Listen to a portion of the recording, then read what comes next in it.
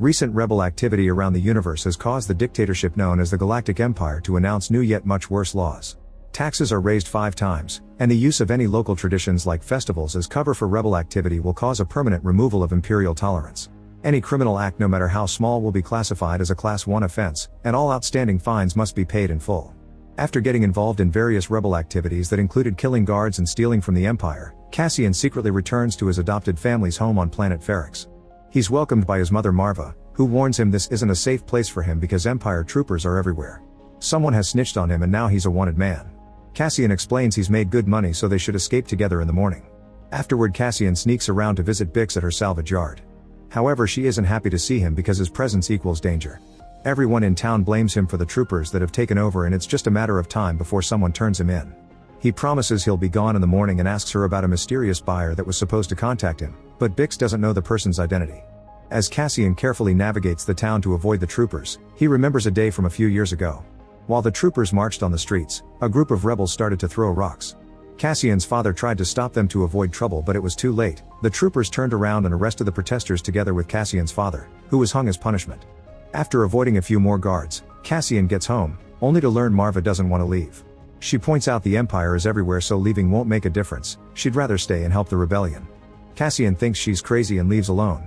Sometime later, Cassian is living on the beach resort world of Niamos under the fake name Keith Gergo.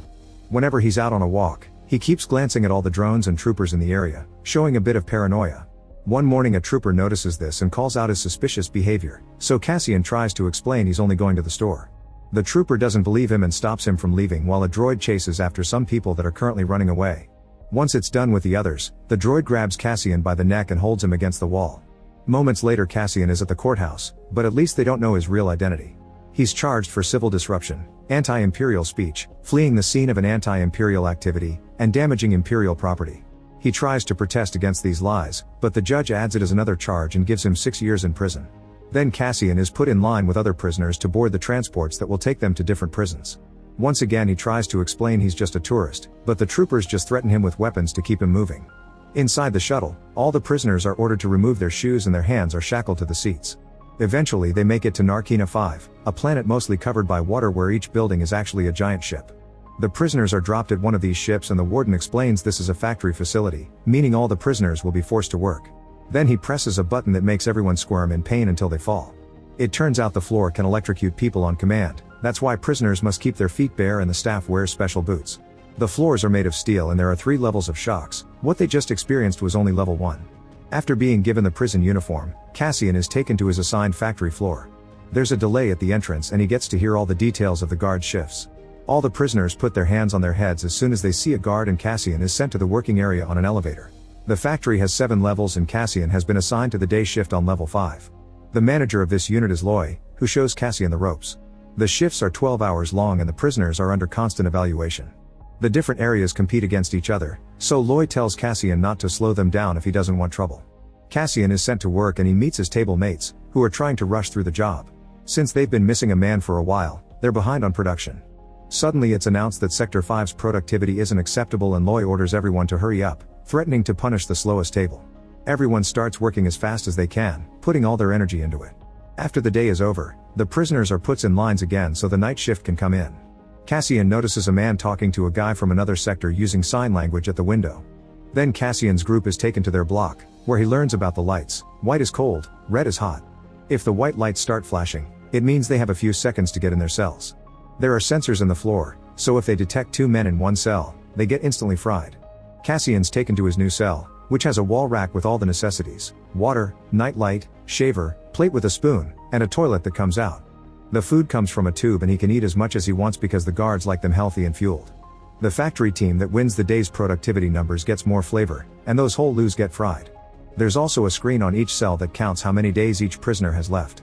A man asks Cassian what he did, and when Cassian says nothing, the guy isn't surprised and shares that they recently doubled everyone's sentences under the new law. The prisoners start discussing all the news and the situation with the rebels, but Cassian pretends he knows nothing. A man tells Cassian not to look at the number because it doesn't really matter, they'll be in prison as long as the Empire needs slaves. He's interrupted by Loy, who pushes him against the wall and makes him shut up. At that moment the alarm announces a red floor and everyone enters their cells before they could get fried. The lights stay red all night long and turn white in the morning. 30 days later, Cassian has gotten used to the prison routine. He eats the disgusting food from the tube, brushes his teeth with a toothbrush also connected to the wall, and joins his group in a communal shower. The washing is done by automated steam before the prisoners are given fresh clothes. Then the prisoners are put to work for 12 hours, and if anyone slows down for even a second, Loy calls them out for it.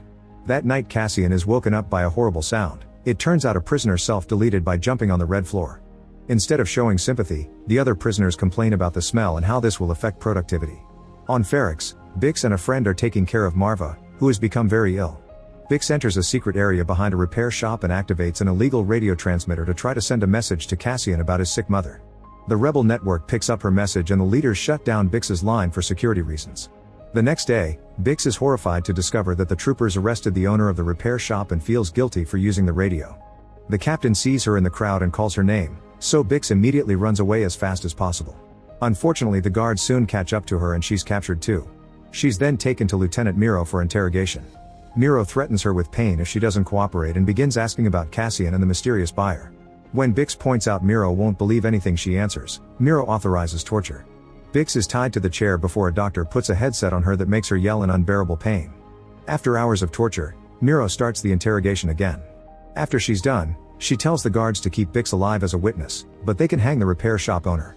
In prison, Cassian's teammate Olaf has an injured hand and can barely work, so Cassian takes over his job. Loy congratulates Cassian for thinking fast and announces that Olaf will go home soon because his sentence only has a few days left. Later Cassian takes his bathroom break and while nobody is looking, he removes a panel and starts filing a pipe. At that moment the arrival of a new prisoner is announced and Cassian runs back to get in position. Then he and Burnock watch closely to learn the movements of the guards, revealing they've been planning to escape for days now. After the new guy is dropped, the prisoners keep on working and Olaf insists on working hard and fast regardless of how he's feeling. After the shift is over, the line to go back is slower than usual. Using hand signals at the window, they learn something is going on in level 2. Suddenly the power goes out, but it returns in seconds. Loy informs them that a man is missing so the lines are being delayed for counting. An alarm starts to wail and the prisoners can tell the situation in level 2 is getting worse, but Loy doesn't let them sign at the window anymore. Then a voice announces that they want everyone to behave tonight or they'll activate the floors without warning. Once they're back in their cells, Cassian asks the new prisoner if he ever thinks about escaping, but Loy doesn't let him reply. Cassian also tries to get information from Loy about the guards on the other floors, however Loy refuses to answer and warns Cassian about his crazy ideas before going to sleep. A frustrated Cassian yells that nobody is listening. The next morning during the shift change, the night team tells Cassian's group that 100 prisoners on level 2 were fried. Olaf has trouble hearing and asks what happened to the level 2 team, so the new guy tells him they were set free. Loy punches him for such a dark comment but Cassian stops him before it escalates, reminding him to pretend they don't know anything or the guards will turn their attention to them. Then Loy tells everyone that the level 2 deaths are a rumor and they heard nothing. During their shift, Olaf shows signs of exhaustion and has trouble keeping up. At the end of the day, Olaf can barely stand anymore, so Cassian and the others must cover him from the guards. Regardless of Olaf's situation, another table did less work than them so Cassian's team doesn't get fried. On their way to their cells, Olaf finally collapses. Loy asks the night shift manager to get for a doctor and tells Olaf to hang in there because he only has a few shifts left before going home. Soon a medic arrives and after a quick look, he announces there's nothing to be done because Olaf had a massive stroke. While getting an injection ready, the doctor says in a week everyone will be begging for peaceful death like this and advises Loy to keep his men in line. Olaf is given a euthanasia injection and dies without pain. The guard leaves to get a bag and trolley, so the doctor uses the chance to explain that a man who was released from level 4 ended up back on 2 the next day. When the level 2 prisoners learned about this, everyone was murdered. Cassian and Loy realize that nobody will ever leave this prison. When they're sent back to their cells, Loy finally tells Cassian that there are no more than 12 guards on each level. Cassian says they need to leave tomorrow because the guards must be scared of something if they killed 100 men to keep them quiet. The rumors will spread and soon everyone will know, so they have to leave before they reinforce security. Loy doesn't think Cassian's plan is good enough, so Cassian shakes him and points out they'll bring a new guy to replace Olaf, meaning it'll be the perfect moment to strike. Once they're back in their cells, Cassian tells everyone what he learned from the doctor and Loy finally snaps, yelling that nobody is ever getting out. He sends everyone to bed by telling them to think about it. The next morning Loy gives an inspirational speech to convince everyone they must escape by working together. On their way to the factory, the intercom announces that all shift changes will be silent until further notice. For the next few hours, everyone works and stays in their best behavior. When Cassian finally sees an opening, he leaves his table and a teammate discreetly passes him a wrench that he hides in his sleeve. Burnock also leaves his table and gets in position while the guards announce the new guy is coming, and the prisoners begin gathering machine parts or tools to arm themselves. Cassian makes it to the bathroom and starts filing the pipe again, causing further damage with the help of the wrench. After applying lots of strength, the pipe finally bursts and water begins pouring out. He then runs back to the factory just in time for the arrival of the new prisoner. As water starts reaching the room, the guards activate the lift and the prisoners trigger their plan. Two guys pretend to have an argument that escalates into an actual fight, and while the guards are distracted watching them, Cassian puts the wrench into the elevator to jam it. Next, the prisoners break a machine to expose a thin tube that produces steam. As the guard on the elevator tases the new guy, Burnock jumps on the platform and pulls using all his weight, breaking it. The guard falls and drops his taser, which is grabbed by the new prisoner to get his revenge. After the guard goes down, another officer brings the new man down with a quick shot. All the officers are getting ready to open fire, however Lloyd commands the prisoners to attack and they start throwing things at the guards. Shots are still fired and a few prisoners are brought down. Burnock tries to keep on climbing, but sadly he's shot down, so Cassian takes over. Eventually the guards get tired of the projectiles in order to activate the floor. The prisoners immediately jump on the table, but a few who aren't fast enough get electrocuted anyway. The floor's power makes contact with the water and triggers a short circuit that shuts down the power on level 5. Now that the electric floor is disabled, the prisoners can move freely and Loy leads a revolt. The guards open fire again, bringing down more prisoners in the middle of the chaos. Cassian continues to climb and finally reaches a guard, so he makes him trip and punches him to knock him out. Then he uses the man's gun to shoot the other guard. Now Loy and the rest of the prisoners can climb too, while Cassian kills the guard at the control panel. Meanwhile, on the other levels, water is started to leak through the machines. Soon the prisoners reach the weapon closet and everyone gets armed. When more guards arrive, they immediately get shot down. The control panels in other levels begin warning about water issues too, and more officers are sent to investigate. The guys from level 5 start spreading through the facility and killing more guards while calling other prisoners to join the fight. The elevators are activated and soon more men are joining the revolt. Shootouts ensue in the corridors, but no matter how many prisoners the guards manage to kill, dozens more leave their workstations to fight. While Loy and Cassian make their way upstairs, a countdown is announced to isolate level 5. However, the duo reaches the command center and kills an officer as they demand the countdown to be turned off. Once that's done, the duo also forces the officers to shut down the power. The hydro generators are stopped and power goes out in the entire prison before the backup generator kicks in. Next, Cassian keeps both officers against the wall while Loy uses the microphone to inform all the levels what's going on, urging every prisoner to escape now that the floors are deactivated. He also confirms that level 2 was fried and they have no future here, so dying trying to escape is still a preferable end. Soon there's a riot in every level with prisoners running all over the place and gathering weapons as they chant one way out. Realizing they're vastly outnumbered, the surviving guards stay hidden in a bunker.